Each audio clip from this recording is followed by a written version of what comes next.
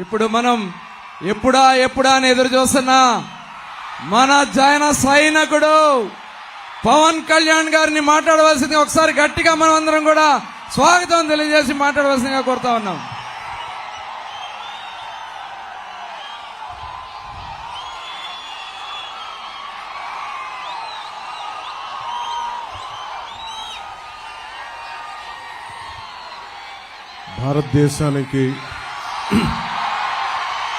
భారతదేశానికి జాతీయ జెండాని రూపకల్పన చేసి మనకి బందరికి అత్యంత పేరు తెచ్చిన స్ఫూర్తిదాత స్ఫూర్తి ప్రదాత పింగళి వెంకయ్య గారికి పాదాభివందనాలు చేసుకుంటూ నమస్కారాలు చేసుకుంటూ సభను ప్రారంభిస్తున్నాను. అలాగే నాకు ఇష్టమైన, మీకు చాలామందికి తెలియకపోవచ్చు, ఇష్టమైన తత్వవేత్త ఉప్పలూరి గోపాలకృష్ణమూర్తి నా జీవితాన్ని చాలా ప్రభావితం చేసిన వ్యక్తి. ఆయన బందర్లోనే పుట్టారు. ఆయన పాద పద్మాలకి నమస్కరించుకుంటూ సభను ప్రారంభిస్తున్నాను. దారి పొడుగుతా ఆడబిడ్డలు, యువతలు, తల్లులు, తండ్రులు, పెద్దలందరూ బిడ్డలను మరీ తీసుకొని స్వాగతం పలుకుతా, జయజయలు పలుకుతా చాలా ఉత్సాహంతో మాకు స్వాగతం తెలిపారు. ఇది మా రాజకీయ దురంధరుడు, 3 సార్లు ముఖ్యమంత్రిగా చేసిన వ్యక్తి, 4 దశాబ్దాలు సుదీర్ఘ రాజకీయ అనుభవం ఉన్న వ్యక్తి ఆయన. ఇది మా 3వ మీటింగ్. అది ఆయన ఒకటే చెప్తా ఉన్నారు, ఇంత ప్రేమ చూపిస్తా ఉన్నారు.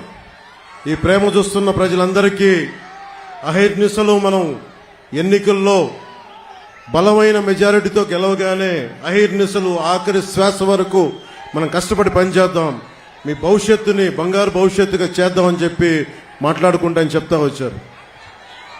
ముఖ్యంగా యువతను చూస్తూ ఉంటే చంద్రబాబు గారు నిజంగా చెప్తా ఉన్నారు, హ్యూమన్ రిసోర్సెస్ అని ఒక మాట మాట్లాడారు. నాకు శేషేంద్ర గారి కవిత గుర్తొచ్చింది. ఒక దేశపు సంపద నదులు కాదు, అరణ్యాలు కాదు, ఖనిజాలు కాదు, కలల ఖనిజాలతో చేసిన యువత. నిజంగా స్కిల్ డెవలప్మెంటే ఉంటే మీరింతమంది ఉపాధి లేక, ఉద్యోగాలు లేక, ఇన్ని ప్రకృతి వనరులు పెట్టుకొని ఉపాధి అవకాశాలు లేక బాధపడతా ఉన్నారు. ఈ రోజున చంద్రబాబు గారు అన్నీ చెప్పారు మీకు ఏమేం చేస్తున్నామని. జగన్ అనే వ్యక్తికి మీరు 5 సంవత్సరాలు అధికారం అందించారు. అధికారం అందిస్తే అతను ఏం చేశాడో తెలుసు. ఇక్కడున్న ఎమ్మెల్యే వారాహి ఎలా వస్తో మేము చూస్తాం, ఆంధ్ర రోడ్ల మీదకి ఎలా వస్తో చూస్తామంట. ఈ తాటాకి చప్పుళ్ళకి బెదిరితామా మేము? ఈ చిల్లర ఆకురౌడి పనులకి మేము బెదురుతామా మేము? ఏమనుకుంటారు వీళ్ళందరూ, ఆకురౌడీలు అందరూ? చిన్న అతని కొడుకు అంట, పేరు కూడా నాకు తెలియదు సరిగ్గా, అతను ఎమ్మెల్యే అభ్యర్థి అంట. మీరు చెప్పండి, ఇంతమంది యువత ఉన్నారు, మీకు వాళ్ళ కొడుక్కి తేడా ఏంటి చెప్పండి? మీకు వాళ్ళ కొడుక్కి తేడా ఏంటి? దిగొచ్చాడా కొడుకు? మీరు ప్రత్యేకంగా రాచరికంతో పుట్టారా? అంటే మీ రక్తం బ్లూ కలర్లో ఉంటుందా? మీ రక్తం మీరు దాడులు చేస్తే మేము భరించాలా? 14 తెనాల్లో మాట్లాడుతా, జగన్కి గాయం అయితే రాష్ట్రానికి గాయం అండి. మీకు ఒక్కరికి గాయం అయితే అది రాష్ట్రానికి గాయం కదా? ఇంతమందికి ఉపాధికి అవకాశం లేకపోతే గాయం కదా? ఇంతమంది మత్స్యకారులకి ఉపాధి అవకాశం లేకపోతే గాయం కదా? పాకిస్తాన్ జైళ్లలో మగ్గుతా ఉంటే అది గాయం కదా రాష్ట్రానికి? చేనేత కార్మికులు, కళంకారీ కార్మికులు రోడ్ల మీద పడి ఉపాధి అవకాశాలు లేక ఆత్మహత్యలు చేసుకుంటా ఉంటే రాష్ట్రానికి గాయం కదా? బాపట్లలో 15 ఏళ్ల అమర్నాథ్ని అక్కడిని ఏడిపిస్తున్నారని చెప్పి బయటికి వచ్చి ఎదిరిస్తే వైసీపీ నాయకులు చెరుకు తోటలోకి తీసుకెళ్లి పెట్రోల్ వేసి కాల్ చేస్తే అది గాయం కదా. మీరు ఆలోచించండి, మీరు అందరూ ఇక్కడ ఉన్న ఆడబిడ్డలు, పెద్దలు, అందరూ, రాష్ట్ర ప్రజానీకం అందరూ ఆలోచించండి. ఒక చిన్నపాటి వంట చేస్తున్నప్పుడే చిన్న నూనె చుక్క పడితేనే ఎంత బాధ వస్తుందో మనకు తెలుసు. అలాంటిది 15 ఏళ్ల బిడ్డను తీసుకెళ్లి పెట్రోల్ వేసి కాల్ చేస్తే ఆ మంట అసలు మనం ఎవరైనా ఊహించగలమా? బాధను ఊహించగలమా? అలాంటి అది వదిలేసి ఇతని తలకి అతను కొట్టుకున్నాడో, ఎవరు ఇసిరారో అతనే, అదంతా మనకు మాయ ఎలా జరిగిందో తెలియదు. గొడవ మాకు ఇతనికి పనే? మాకు ఇతని మీద మాకు కూర్చోబెట్టి దాడులు చేయడానికి మాకేం పని లేదా? మాకు వేరే పనులు లేవా మాకు? అయినా మీలాగా క్రిమినల్స్ మేము. అందరి మీద దాడి చేసే నీకు అసలు నీ మీద ఎవరికైనా దాడి చేయడానికి ధైర్యం ఉంటుందా? నువ్వు బతకనిస్తావా? నువ్వు సొంత బాబాయిన గొడ్డలతో అడ్డంగా నరికి చంపేశావు. నువ్వు ఆ నరికి చంపించిన వ్యక్తులు నువ్వు వెనకేసుకొస్తావు. ఇలాంటి వ్యక్తి అంటే కూర్చోబెట్టి కేంద్రం మెడలు ఉంచుతాడంట. కేంద్రం మెడల్ అంటే ఎవరు? నరేంద్ర మోడీ గారు. వెళ్ళి నరేంద్ర మోదీ గారితో మాట్లాడగలవా?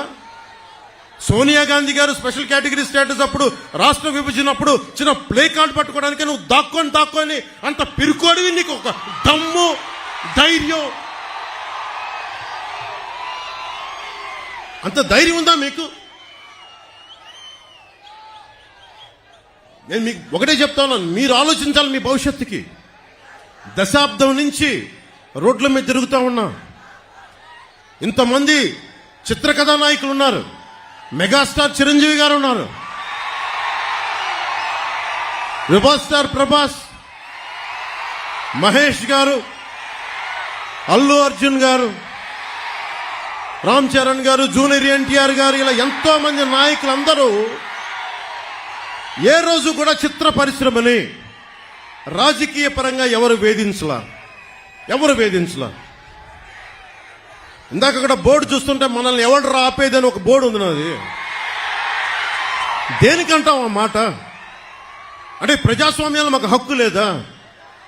ఇక్కడున్న ఎమ్మెల్యేకి ఈ మాటలు కూడా మంచి రావట్లా, కొంచెం కోపాన్ని ఉంచుకున్నాం. ఇలాంటి ఆకు రౌడీలకి మేము భయపడతామా? వారాహి ఎలా వస్తో ఆంధ్ర రోడ్ల మీద చూస్తూ మీరు తిరుగుతాం, మేము చూస్తామా? బెదిరిస్తారా మమ్మల్ని? మేము సుభాష్ చంద్రబోస్ స్ఫూర్తిని నింపుకున్న వాళ్ళం గుండెల్లో. ఇలాంటి ఆకు రౌడీల్ని చిటికినేలతో పక్కన పెడతాం, గుర్తుపెట్టుకోండి. నా సైన్యంతో మేము రోడ్ల మీదకి వస్తే మమ్మల్ని ఎదుర్కొని మీరు భరించగలరా? మీరు తట్టుకోగలవా మా శక్తిని? యువత శక్తిని తట్టుకోగలవా నువ్వు? 10 మంది ఆకు రౌడీలు వేసుకొని కూర్చోబెట్టి యువతనందరినీ బెదిరిస్తే మీకు ఒకటే చెప్తున్నాను, మీరు దయచేసి భయపడకండి. మీరు ధైర్యంగా లేకపోతే అక్కడ కూర్చోబెట్టిందాక జై భీమ్ అని మీరు అంబేద్కర్ గారి గురించి చెప్తా ఉన్నారు. కొన్ని వందలాది మంది మేధావులు ఆయన నేతృత్వంలో కూర్చొని చాలా బలమైన రాజ్యాంగం ఇచ్చారు మనకి, మీ భవిష్యత్తు కోసం, మీ ప్రాథమిక హక్కుల కోసం. అలాంటి మీరు భయపడతా ఉంటే అది ప్రాబ్లం జగన్ గొప్పతనం కాదు, ఇక్కడున్న స్థానిక ఈ ఆకురౌడి ఎమ్మెల్యే కాదు. మనం పిరికితనం మనల్ని చంపేస్తుంది, మన చేతగానితనం, మనకి ధైర్యం లేక. అరే నాలాంటి వాడు ఒకడు, నేను గొప్ప కుటుంబాల నుంచి రాలా, మా నాన్న ముఖ్యమంత్రి కాదు, నాకేం పెద్ద గొప్ప కుటుంబాల నుంచి వచ్చిన వాళ్ళం కాదు. అరే మా నాన్న ఒక పోలీస్ కానిస్టేబుల్ గా వచ్చి ఎక్సైజ్ లో ఈఎస్ గా రిటైర్డ్ అయిన వ్యక్తి, ఏఈఎస్ గా. అలాంటి వ్యక్తి కుటుంబాల నుంచి వచ్చాం మేము ధైర్యంగా ఉన్నామంటే మీరెందుకు ధైర్యంగా ఉండలేరు? నా రక్తం వేరు, మీ రక్తం వేరా? నా గుండె వేరు, మీ గుండె వేరా? నాకు ధైర్యం ఉన్నప్పుడు మీకెందుకు ధైర్యం ఉండదు? నేను అది చూపించడానికి వచ్చాను. అధికారం పరమావధి కాదు, మార్పు పరమావధి. మీరు బాగుంటే నాకు చాలా ఆనందం. ఎవరన్నా సరే, ఇది నిన్న కూడా జగన్ మాట్లాడుతా భీమవరంలో నేను కూర్చొని మార్చేసుకున్నానంట. భీమవరం నుంచి మార్చానంట. ఏదైనా మాట్లాడితే కూర్చోబెట్టి వ్యక్తిగతంగా మాట్లాడతాడు. ఏ రోజున్నా సరే జగన్ గారి సతీమణిని నాకు అంటానికి ఎంతసేపు పడుద్ది? పెళ్ళాం అనే పదప్రయోగం వాడతామా మనం? అసలు ఈ దిగజారుడు ముఖ్యమంత్రి దిగజారిపోయాడు. నేను నిన్నే చెప్పాను, పొద్దున్న ఇందాక చెప్పాను, ఇతని మీద ఎలక్షన్ కమిషన్ కంప్లైంట్ చేయండి, దిగజారిపోయేలా మాట్లాడుతున్నాడని. కాదు, పెళ్ళాం అనే పదప్రయోగాన్ని మనం మాట్లాడతామా? అసలు ఆ స్థాయికి పబ్లిక్ డిబేట్ ముఖ్యమంత్రి అతను ఏంటో నాకు అర్థం కాదు. మీరు ఆలోచించండి ఒకసారి. అరే, సొంత చెల్లికే గౌరవం ఇవ్వనివాడు, సొంత చెల్లి వ్యక్తిగత జీవితాన్ని రోడ్ల మీద పెట్టేవాడు. దీన్ని మీరు ఆలోచించండి ఒకసారి. సొంత చెల్లిని కూడా దారుణంగా నిందించేవాడు, గోడకేసి కొట్టేవాడు. సునీత గారు వైరాలజిస్ట్, ఆవిడని కూడా ఇబ్బంది పెట్టేసేవాడు. చంద్రబాబు గారు ముఖ్యమంత్రిగా ఉన్నప్పుడు ఏ రోజున్నా సరే ఆయన నిజంగా జగన్ లాగా ఉంటే అసలు జగన్ తిరగలిగేవాడా? రోడ్ల మీద తిరగలిగేవాడా?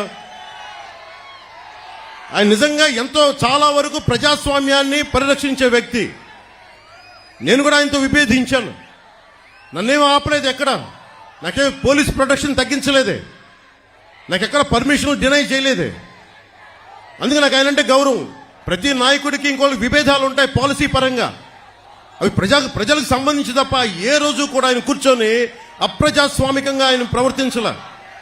జగన్ ఈ రోజు కూర్చొని మేము రోడ్ల మీదకి రావాలంటే అన్ని ఆంక్షలు పెడతాడు, అతనే కొట్టుకొని మా మీద నెపం పెడతాడు. ఇంకొకసారి జగన్ని మీరు కేవలం వచ్చే ఎన్నికలు కాదు, రాజకీయాలను అతని పక్కన పెట్టకపోతే ఆంధ్రప్రదేశ్ కాదు దేశానికి కూడా ఇలాంటి నాయకులు చీడ పురుగులు. మీరు దయచేసి బలంగా పెట్టుకోండి. మీరు గనుక బయటికి వచ్చి బలంగా ఈ రోజున చిన్న చిన్న ఉత్సాహం కాదు, పాలపొంగులకు రాకుండా నిజంగా లోతుగా అధ్యయనం చేయండి. మీ భవిష్యత్తు ఇది. నా భవిష్యత్తుకి ఇబ్బంది లేదు, చంద్రబాబు గారి భవిష్యత్తుకి ఇబ్బంది లేదు, ఆయన కుటుంబానికి ఇబ్బంది లేదు. కానీ ఇన్ని కోట్ల మంది ప్రజల భవిష్యత్తుని ఒకళ్ళు బాధ్యత తీసుకోవాలంటే చాలా కష్టమైన పని. మా సైజులు మేము తగ్గించుకున్నాం. చంద్రబాబు గారు దాదాపు ఎన్డీఏ కన్వీనర్గా ఉండి, జాతీయ స్థాయిలో ఎన్డీఏ కన్వీనర్గా ఉండి ప్రభుత్వాలు నడిపి కేంద్ర ప్రభుత్వానికి కీలకమైన వ్యక్తిగా ఉండి ఈ రోజున తగ్గి ఆయనకి ఎమ్మెల్యేలు కుదించుకొని తగ్గించుకొని వచ్చారు. అలాగే నాకు కూడా ఓట్ పర్సంటేజ్ పెరిగి కూడా నేను తగ్గించుకున్నాం. మనకి బలమైన బందర్ను కూడా తెలుగుదేశం పార్టీకి వదిలేసాం ఈ రోజున కొల్లు రవీంద్ర గారిని గెలిపించడానికి. దీనికి కారణం ఏంటంటే ఓటు చీలకూడదు. ఎందుకు చీలకూడదు? మీ భవిష్యత్తు కోసం, మీకోసం పనిచేసే వాళ్ళు కావాలి, రైతాంగాని కోసం నిలబడగలిగే వాళ్ళు కావాలి, మత్స్యకారుల కోసం నిలబడగలిగే వాళ్ళు కావాలి, అలాగే కూర్చోబెట్టి యువతకు ఉపాధి అవకాశాల కోసం నిలబడగలిగే వాళ్ళు కావాలి. అసెంబ్లీ అంటే బూతులు తిట్టేవాళ్ళు, వ్యక్తిగత జీవితాన్ని నిందించేవాళ్ళు మీ భవిష్యత్తు కోసం ఎప్పుడు ఆలోచిస్తారు? నిజంగా చెప్తున్నాను, నేను మీకోసం మీరు ఊహించుకోండి. ఫస్ట్ టైం అసెంబ్లీలో 5 సంవత్సరాల తర్వాత డిబేట్స్ చాలా ఆరోగ్యవంతంగా ఉంటాయి. రోడ్లు, మౌలిక వసతులు, కనీసం రోజుకి మనకి కనీసం కొన్ని బిందెలు నీళ్లు వచ్చేలాగా ప్రతి ఇంటికి ఇవన్నీ చేయగలం మేము కూర్చోబెట్టి. అందుకని మీ భవిష్యత్తు కోసం వచ్చాం ఈ రోజున. ఎవ్వరికి సరదా కాదు, ఇదంతా తగ్గించుకొని మరీ వచ్చాం. మనకి బందర్ ఎంపీగా మనకి వల్లభనేని బాలశౌరి గారు పోటీ చేస్తున్నారు గాజు గ్లాస్ గుర్తు మీద. కొల్లు రవీంద్ర గారు సైకిల్ గుర్తు మీద మనకి తెలుగుదేశం నుంచి పోటీ చేస్తా ఉన్నారు. జగన్కి ఏదైనా మాట్లాడితే మండదా అని మాట్లాడతారు. జగన్ నీకు ఎందుకు మండదు మేము చెప్తాం నీకు. జగన్కి రాయేసినందుకు చాలా మండిందంట.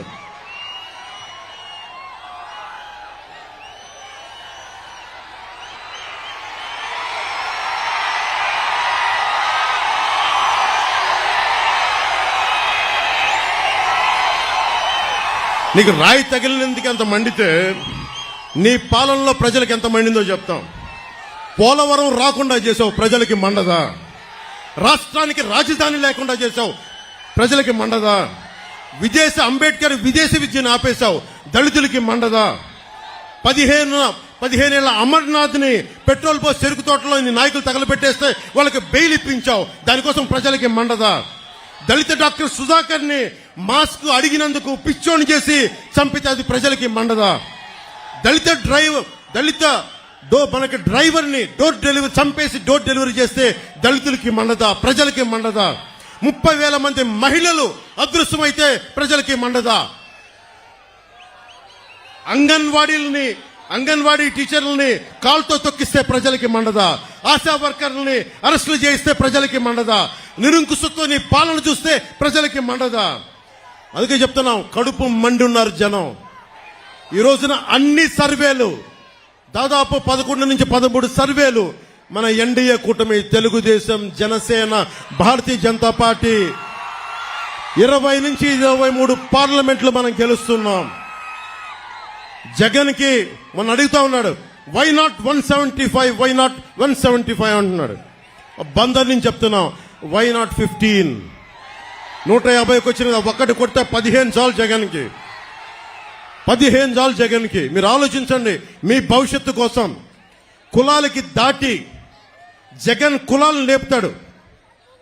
చంద్రబాబు గారి సామాజిక వర్గం చేత తిట్టిస్తాడు, నన్నేమో నా సామాజిక వర్గం చేత తిట్టిస్తాడు, ప్రతి ఒక్కరిని వారి వారి కులాల చేత తిట్టిస్తాడు.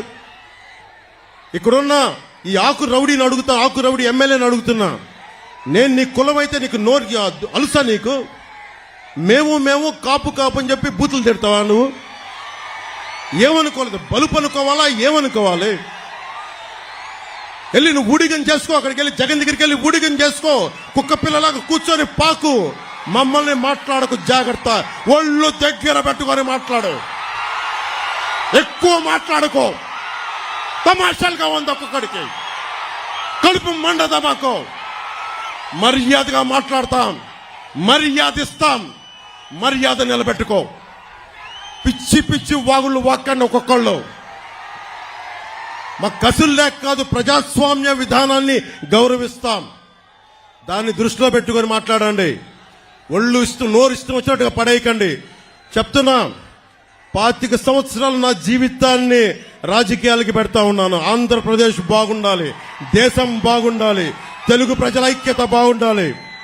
మీరు మాతో గొడవ పెట్టుకోవడం అంటే నీ బిడ్డలతో సహా 25 సంవత్సరాలు నేను చచ్చే వరకు నాతో గొడవ పెట్టుకోవడం గుర్తుపెట్టుకో. చాలా సహనం మాకు, చాలా సహనం. చంద్రబాబు గారు నిజంగా చెప్తున్నాను, ఆయన కక్ష పూర్తి ధోరణి ఉంటే పెద్దిరెడ్డి రామచంద్రారెడ్డి అనే వ్యక్తి వచ్చేవాడు కాదు. ఎప్పుడు ఆయన చేసిన అక్రమ కేసులు ఎప్పుడో లోపల పెట్టించేవారు. ఆయన పెద్ద మనసు వదిలేశారు ఆయన. అలాగే చెప్తా ఉన్నాను, ఈ రోజున పెద్దిరెడ్డి రామచంద్రారెడ్డి గారు కానీ, మిథున్ రెడ్డి గారు కానీ, వాళ్ళకంట కూర్చోబెట్టి వాళ్ళ ఏరియాలో ఎవరు రాకూడదంటారు. వాళ్ళ నియోజకవర్గాలు ఎవరు వచ్చినా వాళ్ళు ఊరుకోరంటారు.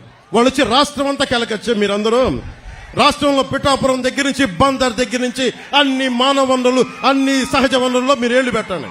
మేము చూస్తూ కూర్చుంటాం, చేతులు కట్టుకొని, నోట్లో ఏళ్లు పెట్టుకొని. చూపిస్తాం మీకు భవిష్యత్తులో మీకు ఎలా ఉంటుందో, మీకు అన్యాయం మీద తిరగబడితే ఎలా ఉంటుందో మీకు చూపిస్తాం. మీకు ముఖ్యంగా యువతకి చెప్తున్నాను, మీరు కులాలని దాటి రండి, జిల్లాల్ని దాటి రండి, ప్రాంతాలని దాటి రండి.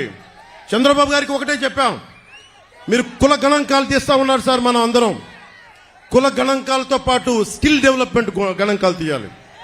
ఇంతమంది యువతున్నారు, మీరున్నారు ఇక్కడ, 2 వేలు చూపిస్తా ఉన్నారు, పిడికిలు చూపిస్తా ఉన్నారు. ఇంతమంది యువతున్నారు, మేడల పైన, మిద్దెల పైన ఆడపడుచులు అంతమంది ఉన్నారు. మీకేం కావాలి? మీ అభిరుచి ఏంటి? మీకు దేంట్లో ఇష్టపడతారు? మీరు దేనికి నచ్చుద్ది? మీకు మీ స్కిల్ డెవలప్మెంట్ ఏం కావాలి? మీకు ఎంతమందికి పైలట్లు అవ్వాలని ఉంటుంది, లేదంటే టెక్నీషియన్స్ అవ్వాలని ఉంటుంది. ఎంతమంది ముస్లిం యువతలో ఎంత బలమైన శక్తి సమర్థత ఉందో ఎవరికి తెలుసు. మత్స్యకారుల్లో గొప్ప గజెత్తగాళ్ళు ఉన్నారేమో, మనకి ఒలింపిక్స్ వెళ్ళగలిగే గజెత్తగాళ్ళు ఉన్నారేమో, ఎవరికి తెలుసు. అది ఎతికితే కానీ సమర్థత బయటికి రాదు. చంద్రబాబు గారిని ఒకటే అడిగాను, ఆయన కూడా ప్రామిస్ చేశారు, రాగానే కుల గణాంకాలతో పాటు మీ ప్రతిభ, సమర్థత, మీ అభిరుచి గణాంకాలు కూడా తీస్తాం. 2047కి దేశం అత్యంత సూపర్ పవర్ రావాలి ప్రపంచంలోనే. అంటే ఇందాక చెప్పినట్టుగా యువతే ఈ దేశానికి నిజమైన సంపద. మిమ్మల్ని పెంచుకోకపోతే, అంటే యువతరం తాలూకు శక్తి ఎప్పుడు తెలుస్తుంట, తాతకి చేతి కర్ర అవసరం వచ్చినప్పుడే మనవడి విలువ తెలుస్తుంట. నాయకులు పెద్దోళ్ళు అయిపోతుంటే యువత కావాలి. నిజంగా నేను మీకోసం, చంద్రబాబు గారు మహా దార్శనికుడు. ఈ మధ్య నేను ప్రతిసారి మాదాపూర్కి వెళ్తున్నప్పుడు, నేను లేట్ 99లో చూస్తున్నప్పుడు ఆయన 2020 విజన్కి ఎలా జరుగుద్ది, ఏం జరుగుద్ది అని అనుకునేవాడిని. ఈ రోజున చూస్తామంటే లక్షలాది మందికి ఉద్యోగాలు. ఒక్కడి విజనరీ ఒక్క విజన్, ఒక్కరి దార్శనికత. ఏం కావాలి? ఆయన నిజంగా డబ్బే సంపాదించాలంటే కూర్చోబెట్టి దాంట్లో నా 100 ఎకరాలు 200 ఎకరాలు తీసుకోవచ్చు కదా. ఆయన ఏ రోజు అవి చేయలే. ఆయన చేసిందల్లా చాలా సంపద సృష్టించాడు. సంపద సృష్టించడం చాలా కష్టమైన పని. దానాలు ధర్మాలు చేయడం ఈజీ. నేనే కౌలు రైతులకి అన్ని కోట్ల రూపాయలు ఇచ్చానంటే నాకు సంపదని సంపాదించే శక్తి ఉంది చిరంజీవి గారి దయ వల్ల. ఆయన ఒక స్కిల్ డెవలప్మెంట్ నాకు ఇస్తే ఆ సంపదను సంపాదించి కౌలు రైతులకి పెట్టగలిగాను. నేనే ఇన్ని కోట్లు సంపాదించి కౌలు రైతులకి ఇస్తే ఇంతమంది యువతకి స్కిల్ డెవలప్మెంట్కి రేపొద్దున మన ఎన్డీఏ ప్రభుత్వం ఆయన అనుభవంతో కనుక వస్తే ఎంతమంది చేయగలరు? ఇందాక చంద్రబాబు గారు నేను కారులో మాట్లాడుకుంటుంటే కార్పొరేట్ సోషల్ రెస్పాన్సిబిలిటీతో పాటు నిజంగా డబ్బు సంపాదించిన ప్రతి ఒక్కళ్ళు టాప్ 10 పీపుల్ 10% మంది అట్టడుగు వర్గాల్లో ఉన్న 30% నిజంగా సంపద క్రియేట్ చేయగలిగితే వారిని చేయి నడిపించి తీసుకెళ్తే ఎంత అద్భుతంగా ఉంటుంది. ప్రధానమంత్రి మోదీ గారు అదే కోరుకుంటా ఉన్నారు. అట్టడుగు స్థాయిలో ఉన్న పేదరికులు ఉన్న వాళ్ళకి సంపదన పనులు చేయాలని, సంపాదన ఇవ్వాలి, వాళ్ళకి సంపాదన పనులు చేయాలని ఆ దిశగా మేము అడుగులు ఇస్తున్నాం. ఆ దిశగా మేము ముందుకెళ్తున్నాం. మీకోసం 2.5 దశాబ్దాలు పనిచేయడానికి మేమందరం సిద్ధంగా ఉన్నాం. 2047 ఇక్కడున్న యువత ఆ రోజు 2047కి అందరికీ 25 ఏళ్ల యువకులు అయిపోతారు. మీరందరికీ 40-50 ఏళ్ళు వచ్చేస్తాయి. మీ భవిష్యత్తు 5 సంవత్సరాలు కాదు. ఈ ఎన్నిక, ఈ ఓట్లు చాలా మీ భవిష్యత్తుకు నిర్దేశించే. దయచేసి మీరు దృష్టిలో పెట్టుకొని, మా సరదా కోసం చెప్పట్లేదు, మీ భవిష్యత్తు కోసం వచ్చాం. మేము ఈ రోజు నేను చెప్తా ఉన్నాను, దశాబ్దం రోడ్ల మీద ఉన్నాం, 2 చోట్ల ఓడిపోయాం, నిలబడున్నాం మీకోసం. తిట్లు తింటా ఉన్నాం, ఆకు రౌడీల చేత మాటలు అనిపించుకుంటా ఉన్నాం. అందుకని దయచేసి మీరందరూ మీ భవిష్యత్తును ఆలోచించి బాలశౌరి గారిని బలమైన మెజారిటీతో గెలిపించండి. గాజు గ్లాస్ గుర్తు మీద కొల్లు రవీంద్ర గారిని మనకి తెలుగుదేశం పార్టీ సైకిల్ గుర్తు మీద గెలిపించండి. చంద్రబాబు గారు ఒక రాజకీయ దురంధరుడు, అనుభవజ్ఞుడు. ఆయనకి నిజంగా ఆయన అనుభవం చాలా చాలా రాష్ట్రానికి అవసరం. అది ఉంటేనే నేను చెప్పేది, నాకు సత్తా ఉంది, పోరాట శక్తి ఉంది, కానీ నాకు కావాల్సిన అనుభవం కావాలి. ఆ అనుభవం ఆయన దగ్గర ఉంది. జనసేన పోరాట పటిమ, తెలుగుదేశం పార్టీ నిర్మాణం తాలూకు శక్తి, చంద్రబాబు గారి నాయకత్వం తాలూకు అనుభవం, మోడీ గారి ఆశీస్సులు ఇవన్నీ కలిపి ఆంధ్రప్రదేశ్ ని అత్యంత అద్భుతంగా స్వర్ణాంధ్రప్రదేశ్ గా చేస్తాయని మనస్ఫూర్తిగా మీ అందరికీ తెలియజేసుకుంటూ మీ అందరికీ ధన్యవాదాలు తెలుపుకుంటూ, మనస్ఫూర్తిగా మీ అందరికీ పేరు పేరున ధన్యవాదాలు తెలుపుకుంటూ, ఆడపడుచులకి, అక్క చెల్లెళ్ళకి, తల్లులకి అందరికీ వందనాలు పలుకుతూ మీ అందరికీ చేతులెత్తి మొక్కుతూ సెలవు తీసుకున్నాను. తెలుగుదేశానికి జయము జయము, భారతీయ జనతా పార్టీకి జయము జయము, జనసేనకి జయము జయము. ప్రజలందరికీ, ఆంధ్రప్రదేశ్ రాష్ట్ర ప్రజలందరికీ, తెలుగు ప్రజలందరికీ దిగ్విజయం కలుగా. జై జనసేన, జై తెలుగుదేశం, జై బీజేపీ, జై హింద్.